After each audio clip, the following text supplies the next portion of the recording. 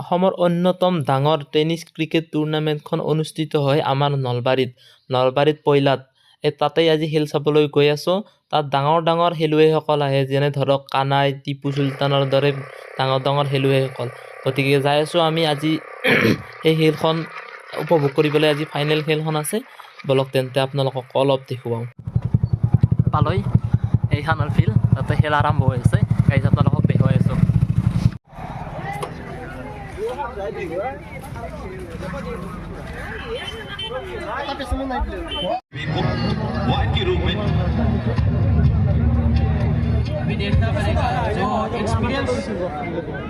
उसका इस्तेमाल कैसे करते हैं बिना काफी एक्सपीरियंस प्लेयर है। আমি আহি পাওঁ মানে এইফালে কোৱাৰ্টাৰ ফাইনেল কেইখনমান আৰম্ভ হৈছে। আমি যেতিয়া আহি পালোঁ এনে সময়ত বাবু 11 আৰু ফকীৰউল্লাহ 11ৰ মাজত খেলখন চলি আছিল। তাৰে কেইটামান ক্লিপ আপোনালোকক দেখুৱাই আছোঁ। আৰু এই ভিডিঅ'টোৰ মাজত আপোনালোকে নিউজিলেণ্ড আৰু ইণ্ডিয়াৰ মাজৰ যিটো উইনিং মুমেণ্ট, ইণ্ডিয়া চেম্পিয়ন হোৱাৰ মুমেণ্ট, সেইটো দেখিবলৈ পাব। ভিডিঅ'টো একেবাৰে শেষলৈ চাই থাকক। घर के पास रहेंगे स्ट्राइक जो पिछले ओवर में 6 छक्के झाड़ते थे। अच्छी फॉर्म में नजर आते हुए, अच्छी फॉर्म में बिल्कुल देखने लायक होगी। इस ओवर में क्या कमाल दिखाएंगे ये खिलाड़ी। और फिर से उठा रहे हैं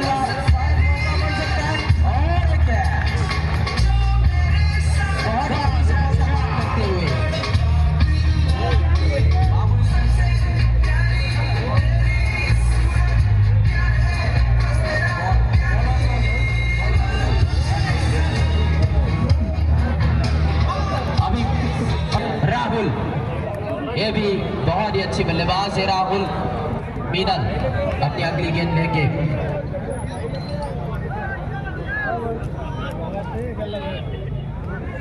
बढ़िया डिलीवरी, गुडलैंड स्पॉट की गेम और बल्लेबाज को थोड़ी दिक्कत होती है इस तरह की गेम खेलना। लेग साइड पर गेम को खोलने की कोशिश की थी, बल्ले के ऊपर से गेंद सीधा शरीर पे टकराया, वहीं पे गेम रुका। रन लेने की कोई कोशिश नहीं, तो मेरे ख्याल से कम नहीं होगा। एक ड्राइव पर बवाल मचा दिया था खिलाड़ियों को। सीधा एलबीडब्ल्यू का पे राहुल निकलेंगे बाहर, लेग बिफोर विकेट आउट हो गया। ओवर की समाप्ति हो चुकी है और 3 विकेट भी यहां पर गंवाए गए। तीसरी ओवर में लगातार एक के बाद एक वापस पेविलियन भेज दिया है बिहार ने। पहले ही बोला था एक्सपीरियंस प्लेयर की यही खासियत होती है। दया है, नाउ स्ट्राइक पर रहेंगे।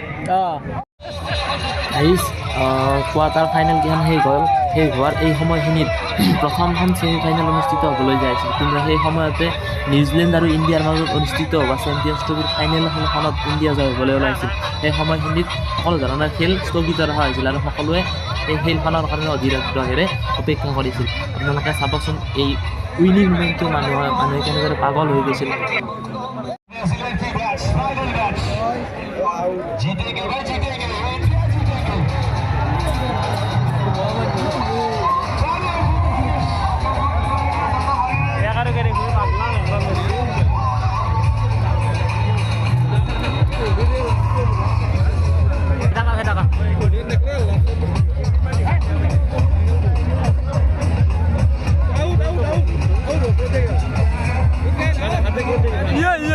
रखा करो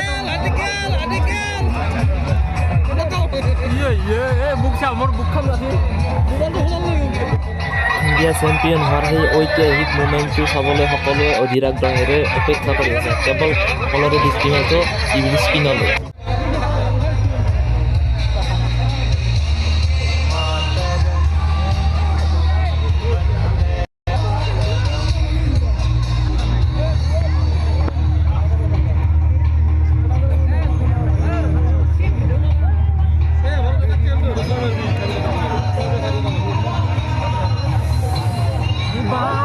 खोल दो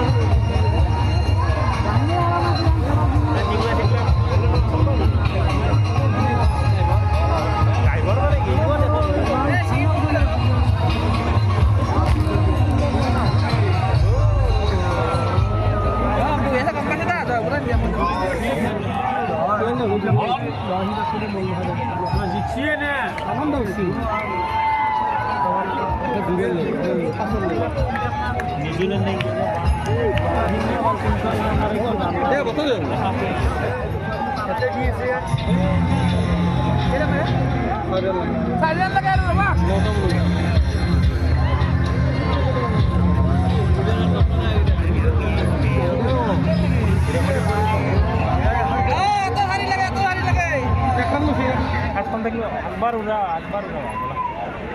Dharawan Singer.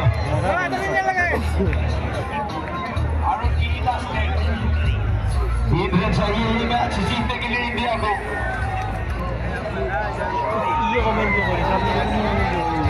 केएल राहुल ये पारी इंडिया को चैंपियंस ट्रॉफी सारी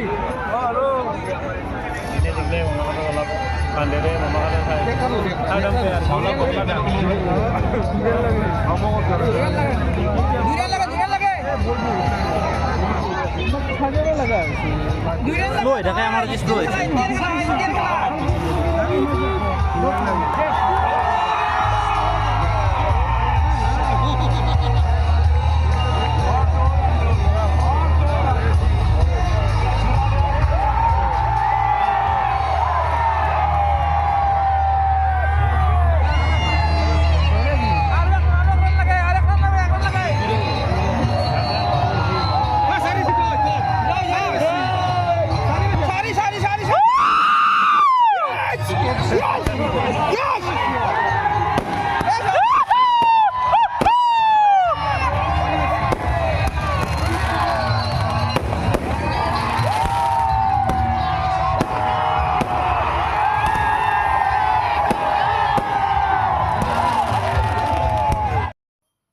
ইণ্ডিয়া চেম্পিয়ন হোৱা এই সময়খিনি মোৰ কাৰণে সঁচাকৈ এক ঐতিহাসিক মুহূৰ্ত আছিল। মোৰ বাবে মোৰ জীৱনৰ ভাল লগা মুহূৰ্ত আছিল। এই সময়ত মানুহখিনি যিদৰে হৰ্ষত ধ্বনি দিছিল, এয়া মোৰ কাৰণে এক লাইফ এক্সপিৰিয়েঞ্চ।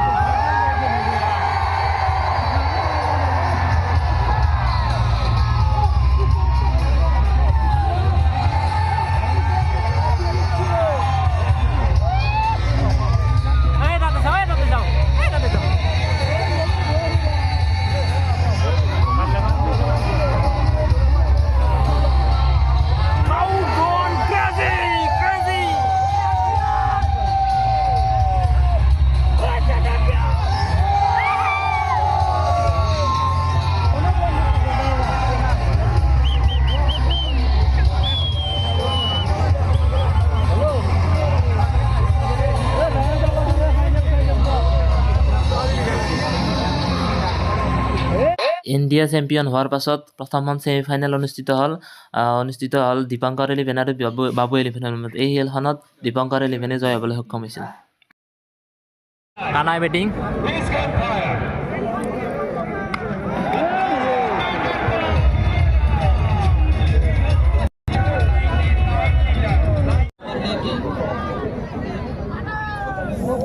बोरा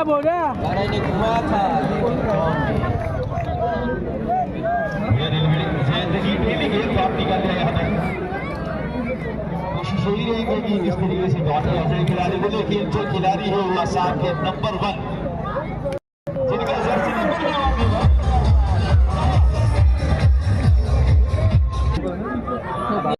এটা কথা মানিবই লাগিব যে কানাই হ'ল বৰ্তমান টেনিছ ক্ৰিকেটৰ ৰজা বুলি ক'বই লাগিব। তেওঁৰ যি ধৰণৰ বেটিং শৈলী সঁচাকৈ দৰ্শনীয়, ভাল লগা, চাই ভাল লাগে।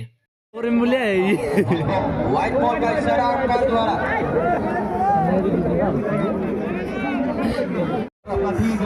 पूरा करने के आपसे चलेगी 3 रन दोनों पर।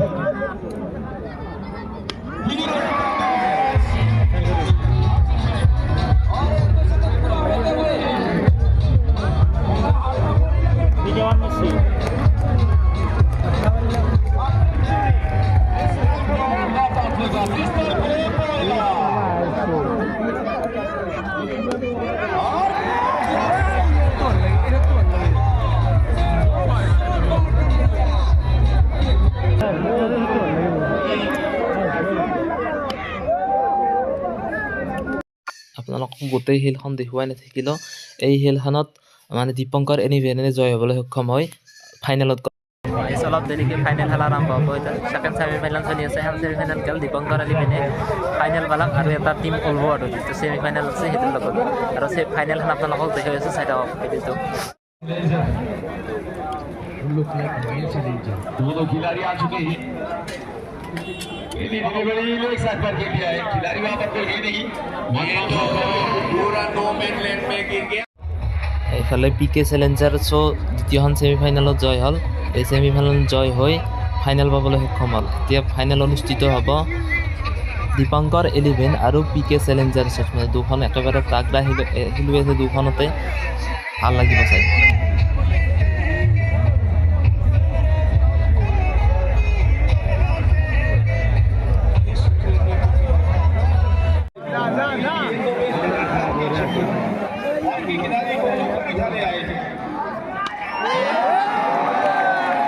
চাৰটে বলো চাৰটে মাৰলাম,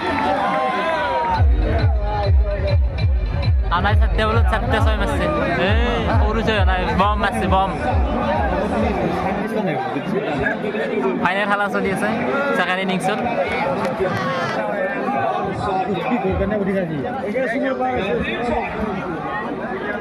এইটোত আউটি।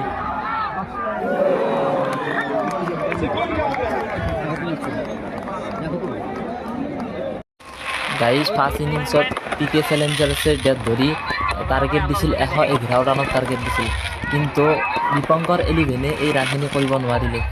প্ৰথমতে কৰিছিল মানে কানাই আহি ভাল কেইটামান শ্বট দিছিল, আপোনালোকে দেখিছিলে সেই শ্বটকেইটা গোটেইখিনি দেখুওৱা নহ'ল আৰু। কিন্তু কানাই আউট যোৱাৰ পাছত খেলখন হাৰিব লগা হ'ল। এক্সাইটমেণ্টত আকৌ ভিডিঅ' কৰিবই নোৱাৰিলোঁ, ভাল লাগিল কিন্তু খেলখন চাই ভাল লগা খেল হৈছে।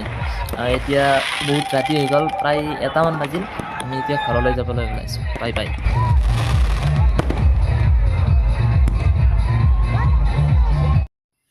গাইজ ভিডিঅ'টো যদি ভাল লাগিল, কিবা অলপ দেখুৱাবলৈ চেষ্টা কৰিলোঁ, নতুনকৈ আহিছোঁ ইউটিউব জগতত, গতিকে আপোনালোকে ছাপোৰ্ট কৰিব। আজিলৈ ইমানতে সামৰিছোঁ। বাই বাই, ধন্যবাদ, জয় আই অসম।